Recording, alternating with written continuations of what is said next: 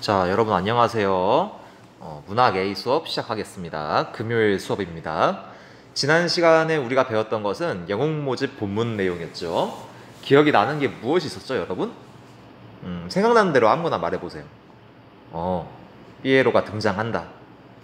우리가 알고 있던 민속극과는 다른 갈래였다. 1930년대 일제강점기를 살아가는 다양한 모습들을 보았다. 또 뭐가 있었죠, 여러분? 채만식 하면 제가 기억을 해야 되는 단어가 있잖아요. 맞아요. 풍자라고 하는 것. 실제로 이 삐에로라고 하는 인물이 파고다 공원에 등장하는 여러 사람들을 관찰한 다음에 이 삐에로가 실제로 우리가 볼 때는 이 현실을 풍자하고 있는, 비판하고 있는 대상처럼, 그러니까 비판자로 우리가 지금 봤지만 헷갈리면 안 돼요. 그러니까 비판을 하는 사람처럼 느꼈는데 나중에 보면 이 사람이 비판을 받는 사람이 되는 거죠. 우리가 관객으로 이 연극을 본다고 할 때 처음 장면에서는 되게 현실에 대해서 인식을 하고 있는 올바른 인물처럼 보이잖아요. 그렇지만 이 친구가 영웅 대모집이라고 써져 있는 간판을 이제 손에 들고 종 땡땡 울리면서 영웅을 모집합니다. 모두 다 응모하세요. 이러면서 또 어떤 말도 했죠? 그렇죠. 서로 맞지 않는 역사적인 영웅들을 소개하면서 국적이 맞지 않는 설명을 했죠. 그래서 우린 이걸 보면서 신뢰를 할 수 없는 인물로 인식을 하게 됩니다. 그리고 더 그런 인물들이 등장하게 되는데 소년들이 나오죠. 소년이 정말 진심으로 궁금해서 영웅이 뭔데요 도대체? 개념이 뭐냐고요 도대체? 이렇게 물어보는데도 삐에로가 제대로 대답하지가 않죠.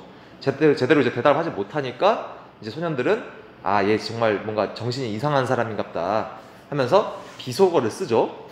밑자로 시작하는 거. 그래서 풍자의 주체였던 삐에로가 풍자의 대상으로 전락하게 됩니다. 그런 걸 이제 우리가 이중풍자라고 배웠습니다. 오늘 이 시간부터는 이제 학습 활동을 풀어볼 거예요. 228쪽에 있는 내용학습, 목표학습, 적용학습 풀어보면서 하나씩 해결을 해보도록 합시다. 1번은 어떤 거냐면요.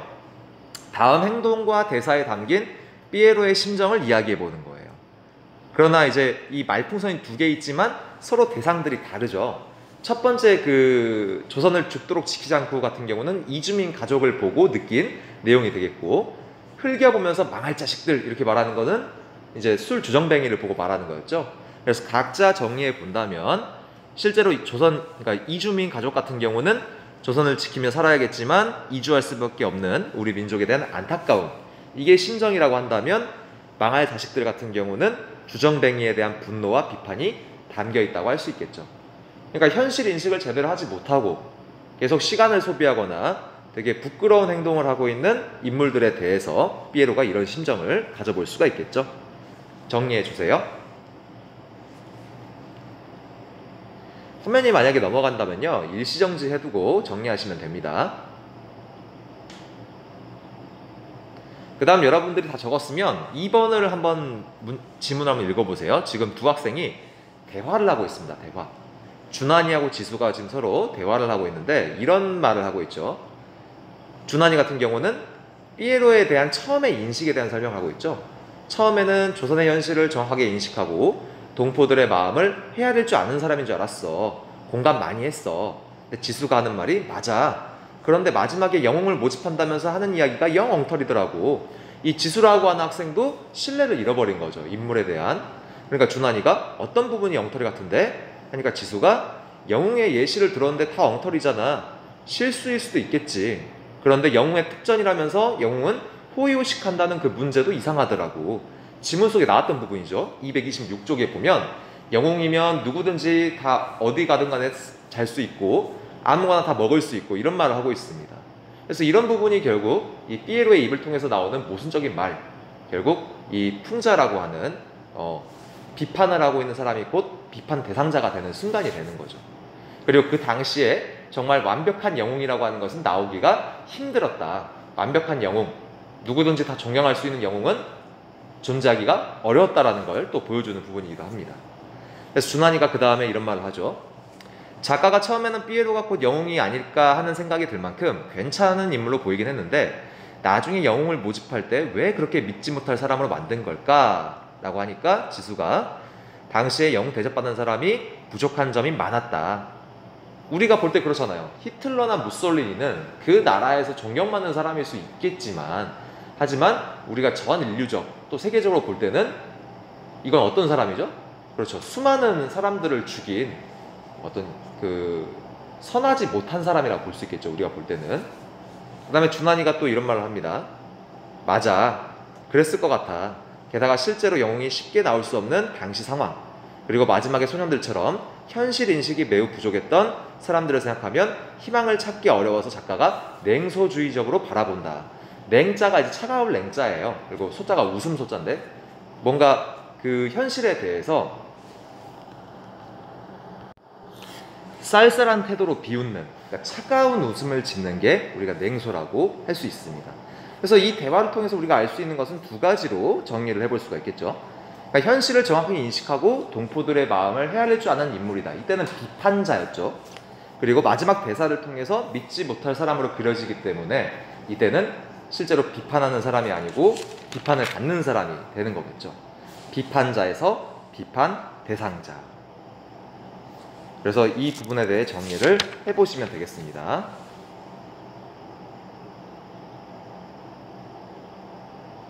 우리가 이제 요새 영웅이라고 한다면 어떤 게 있어요? 마블에서 제작한 영화를 보면 수많은 영웅들이 등장을 하죠. 그러니까 위기에 빠진 상황을 구출하고, 그리고 선한 생각으로 다른 사람들을 구하는 이런 인물들이 많이 나오죠. 하지만 이제 이건 만화고 영화일 뿐이죠. 되게 허구적인 거잖아요.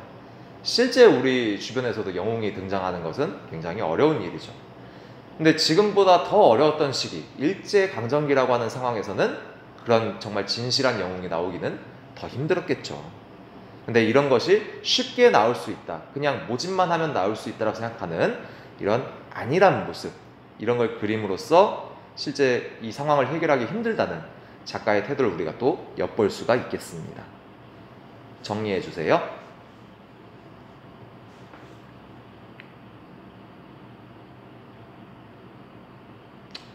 정리하셨으면요, 이제 229쪽으로 넘어가 주세요. 아유, 오늘 금요일이라 좀 몸이 많이 안 풀리죠? 또 적어야 될 게 많고 하니까 여러분들이 힘드실 수도 있습니다.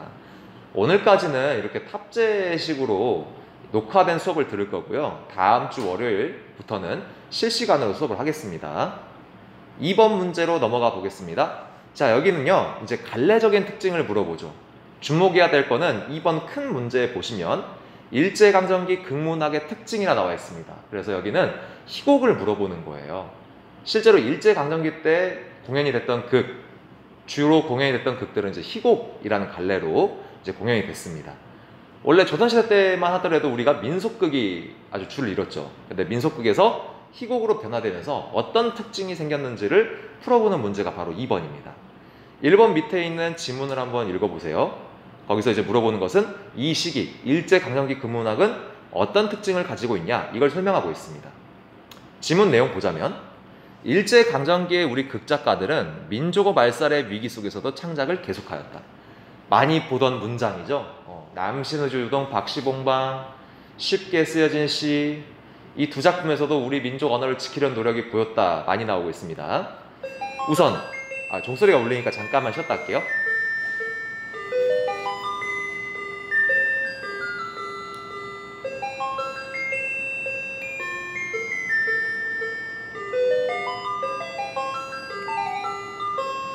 우선 무대 장치가 없는 가면극과 같은 극갈래 대신, 그럼 차이점이죠. 그럼 그 뒤에 밑줄 그어주면 되겠죠. 실내의 무대 장치를 활용하는 사실주의 극을 도입하였다. 거기 밑줄 그어주세요. 이게 바로 지금 우리가 배우고 있는 희곡의 특징입니다. 소품이 있다는 거예요.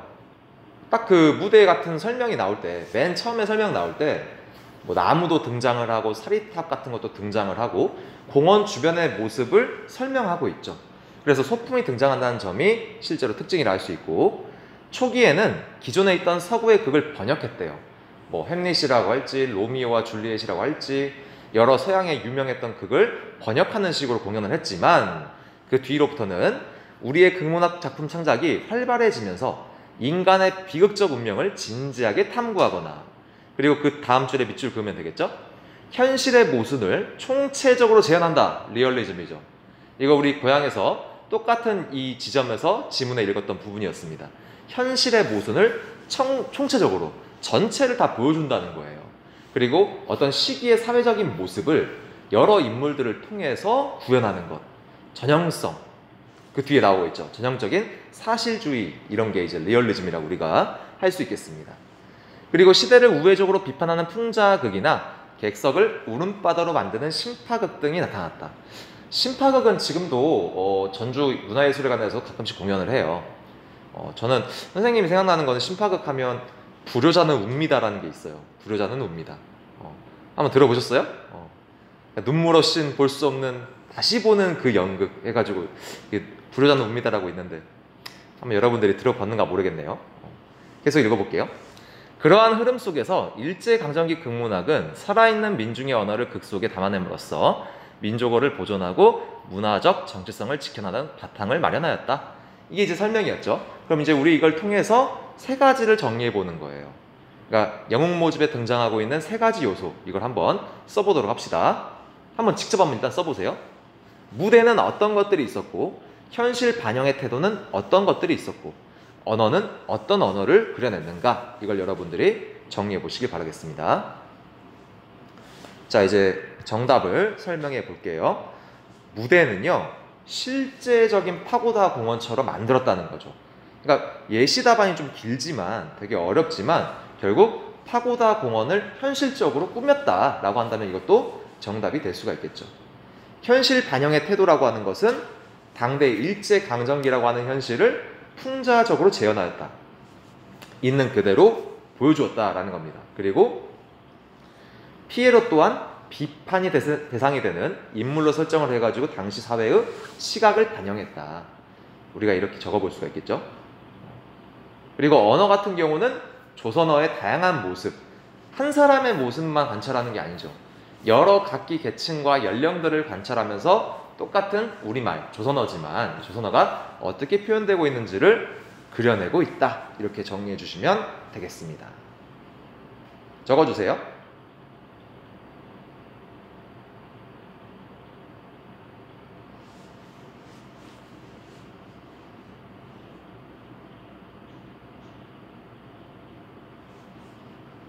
자, 그 다음 2번 문제로 가보겠습니다. 2번. 일제강점기 극문학에서 풍자의 웃음이나 카타르시스의 울음이 필요했던 까닭은 뭘까요? 이렇게 물어봤네요. 카타르시스는 여러분들이 많이 봤을 거예요. 그러니까 많이 들어본 말인데 정확한 뜻이 좀 잘 기억이 안 나죠? 옆에 정의가 나와 있습니다. 그러니까 연극을 보는 관중의 마음에 두려움이나 연민 등의 감정이 격렬하게 일어나면서 마음의 응어리나 슬픔이 해소되는 게 카타르시스라고 나와 있습니다. 그러니까 어떤 장면을 보고 뭔가 사이다 같은 느낌, 사이다 마시는 느낌, 그런 것들이 일종의 카타르시스라고 할 수 있겠죠.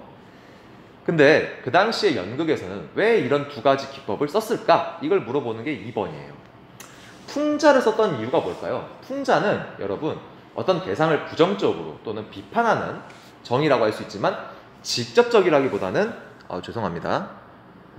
직접적이라기보다는 되게 간접적으로 돌려서 우리가 말하는 거예요. 우회적으로. 왜 우회적으로 했을까를 생각해 보세요. 아, 정말 우리나라 지금 못 살겠다. 일본 애들이 괴롭히니까 도저히 살 수가 없어. 이런 식으로 연극에서 대사를 날렸다고 하면 그 연극을 보고 있는 뭐 일본 순사라고 할지 일본 경찰관 뭐 여러 등등 일본 사람들이 본다고 하면 굉장히 기분이 나빴겠죠. 그리고 또는 잡혀가실 수도 있었어요. 자기가 탄압을 받거나 어떤 벌을 받을 수도 있다는 생각이 드니까 풍자적으로 우회로 돌려가지고 표현을 하는 거예요. 그래서 그런 풍자의 웃음이 필요했던 이유라고 할 수 있고, 카타르시스 같은 경우는 그런 당시의 암울한 상황에서 무언가 이 연극을 보고 있는 여러 관객들에게 공감을 이끌기 위해서 사용할 수도 있었겠죠. 그래서 이렇게 여러분들이 정리해 보시면 되겠습니다. 그래서 최만식 작품의 특징은 정말 풍자가 많아요. 거의 대부분이 풍자인데 일본을 뭔가 나쁘게 쓰거나 부정적으로 쓰는 것이 강하게 두드러져 있다면 당연히 어떤 검사를 받거나 신문을 받겠죠. 그래서 우리가 치숙이라는 작품을 보더라도 거기 나오는 나라고 하는 그 꼬맹이, 어린 소녀는 마치 뭔가 진짜 일본을 찬양하고 일본이 좋다 이렇게 나와 있어요. 하지만 이 사람이 뭔가 올바르게 행동하는 것 같지만 이 사람이 실제로 풍자의 대상이 되는 거겠죠. 태평천하에 나오는 윤직원 영감도 마찬가지입니다. 그 윤직원 영감은 살기 좋은 세상에, 이렇게 살기 좋은 세상이 어딨어, 이렇게 인식하는 인물이에요. 일제강점기라는 시대를 두고 말이죠. 그래서 풍자라고 하는 기법을 쓴 이유는 바로 예시 답안에 나온 것처럼 현실적으로 현실에 있어가지고 제대로 비판하기 어려웠다는 거, 이런 거를 기억하셔야겠습니다. 정리해 주세요.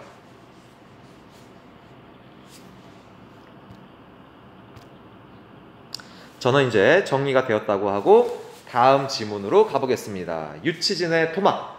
자, 아까 우리 2번 읽었을 때 원래 일제강점기 이전에는 민속극이 유행이었다고 했죠. 하지만 이제 전통적인 가면극이 아니고 실제로 서양에 있는 이 연극을 도입했다. 그래서 처음에는 기존에 있던 서구의 극을 썼지만 이제 작가들이 창작을 해가지고 연극을 꾸몄다라고 했습니다. 그 시기의 출발점이 누구냐면요, 유치진이라는 분이 출발점입니다. 이분이 이제 현대 희곡의 어떤 기틀을 마련해주는 분이에요. 그래서 우리가 보고 있는 이 3번의 작품, 토막이라고 하는 작품은 거의 이런 사실주의 연극, 희곡의 어떤 출발점이라고 할 수 있습니다. 토막이라고 하는 이 제목 한번 생각해 보세요. 뭐 이렇게 잘게 나눈다 할 때 그 토막이 아니고요, 흙토에다가 그 움집 같은 거 지을 때 집 막자를 쓰는 거예요. 그러니까 흙으로 만든 집을 말하는 거겠죠. 그래서 실제로 이 갈래는 희곡이고 성격은 사실적이고, 그리고 이 토막 속에서 가난하게 살아가는 가족의 이야기를 그린 작품입니다. 그래서 제재가 추명선의 일가의 삶이라 해가지고 일제강점기 힘들게 살아가는 어느 한 가족의 비극을 그린 작품이 바로 토막이라고 할 수 있습니다. 배경은 1920년대 농촌마을로 나와요. 20년대 배경으로 한 농촌이라면 또 우리가 이기영의 고향 기억해 볼 수가 있겠죠. 그리고 주제 같은 경우는 일제강점기 피폐해진 농가의 삶을 우리가 보여줌으로써 시대를 비판했다라고 할 수 있고, 특징은 사실적으로 꾸며졌다.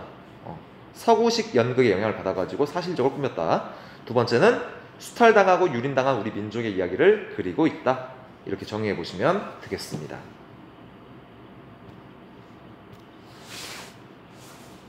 등장하는 인물들입니다. 등장하는 인물은 4명입니다.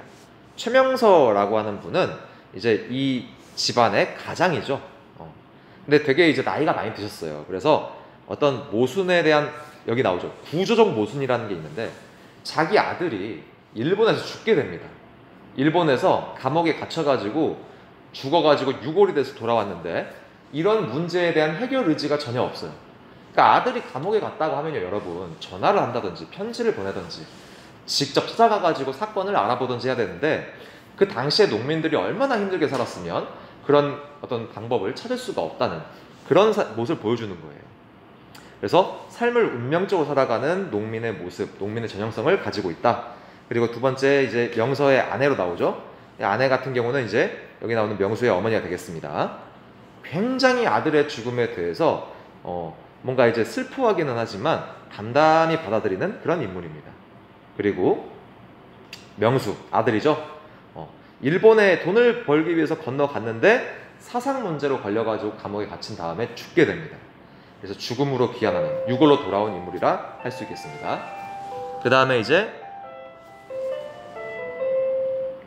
금년은 이제 명수의 동생이거든요. 오빠의 죽음에 의미를 부여하는 인물이에요. 그러니까 그냥 아이고 이렇게 유골이 되고 돌아오다니 여기서 끝나는 게 아니고 오빠의 죽음에 대한 상징성을 부여하는 인물이죠. 그래서 이 작품의 주제를 만드는데 기여하는 인물이라고 할 수 있겠습니다. 그래서 어느 정도 사건을 제가 설명했으니까요, 여러분들이 229쪽 왼쪽에 있는 앞부분의 줄거리를 한번 읽어보시면 되겠습니다. 그래서 집에 소포로 배달된 게 결국엔 오빠의 또는 아들의 유골이었던 거죠. 그래서 우리가 2막부터 229쪽에 있는 내용을 읽어보자면, 이제 명서의 집이라 해가지고 토막집에 대한 설명이 나와 있죠. 그리고 이제 유골이 돼가지고 돌아오는 그 장면이 지금 나와 있습니다. 그래서 동생인 금녀가 어머나 이게 뭐야? 이러니까 이제 어머니가 대체 이게 하면서 맙소사 하면서 이제 이게 웬일이냐 하면서 그 최명수의 백골이라고 오빠의 유골을 이제 확인하게 되는 겁니다. 예. 그리고 이제 한 장 넘기면 이렇게 유골이 돼가지고 왜 하니 하면서 서로 지금 한탄하고 있는 거예요. 그러면서 서로 이렇게 이 오빠나 또는 아들의 죽음에 대해서 슬퍼하는, 흐느끼는 장면이 30쪽에 그대로 나와 있습니다. 여러분들이 한번 읽고 감상해 보시기 바라겠습니다. 저는 이제 여러분들이 한번 읽었다고 생각하고요. 바로 첫 번째 문제로 가보겠습니다. 사실주의 연극의 첫 작품으로 인정받는 위 작품의 특징을 정리해보자. 이게 지금 첫 번째 문제가 되겠죠. 무대는 어떻게 꾸몄고 언어는 어떤 식으로 꾸몄는지 생각해보는 거예요. 언어는 어차피 이제 우리나라 말 썼겠죠. 그렇지만 어떤 계층이 어떤 상황에서 언어를 썼는가를 적어보는 게 1번 문제입니다. 자, 한번 보신다면 무대 같은 경우는 진짜 완전 그 가난하게 살아가고 있는 모습, 토막을 이렇게 꾸며가지고 현실을 실감나게 재현하였다. 그러니까 흙으로 만든 집이라고 하면 재해가 일어나거나 그러면 금방 이제 밀려 나가겠죠. 무너질 가능성이 굉장히 높은 집, 되게 누추하고 가난한 집을 말하는 거예요. 그런 집의 모습을 실감나게 반영했다. 민속극은 그게 아니죠. 민속극이라고 한다면 그냥 막대기로 금 그어놓고 여기가 집이다 이러는 거잖아요. 딱히 이제 실감나진 않았겠죠, 확실히. 근데 언어 같은 경우는 언어적 표현에서는 농민들이 이제 썼던 거기 때문에 꾸밈이나 과장이 없대요. 어떤 전문적인 말이나 학식이 높은 말이 없이 그대로 수용해서 대사로 삼았다 라고 정리해 보시면 되겠습니다. 그 다음 이 시간의 마지막 문제입니다. 이 작품은 1933년에 초연돼가지고 당시의 관객들에게 큰 호응을 얻었대요. 처음 공연했다. 이게 초연이라는 거예요. 그 이유가 뭘까라고 물어봅니다. 왜 많은 호응을 얻었을까요? 우리가 아까 그 카타르시스나 풍자 이런 걸 떠올려 보면 될 텐데, 그렇죠? 많은 공감을 얻었기 때문에. 그 연극을 보고 있는 사람이 한 계층만은 아니었겠죠? 죄송합니다. 그 연극을 보고 있는 계층이 다양한 계층이었을 거예요. 그래서 고통받는 민중들의 삶을 사실적으로 형상했기 때문에 공감을 얻었을 것이다 라고 여러분들이 정리해 보시면 되겠습니다. 오늘은 여기까지 우리가 할 거고요. 다음 시간부터는 이제 광복 이후의 문학으로 넘어갈 겁니다. 광복 이후라고 한다면 여러분, 문학이라 할지라도 어느 정도 역사적인 시기 구분은 좀 필요해요. 그러니까 광복 이후라고 하면 이제 45년 이후의 문학입니다. 대체로 50년대, 60년대 문학을 이제 우리가 배워볼 겁니다. 여기까지 수업 듣느라 고생 많았고요. 주말 잘 쉬시고 다음 주에 보도록 하겠습니다. 고생 많았습니다.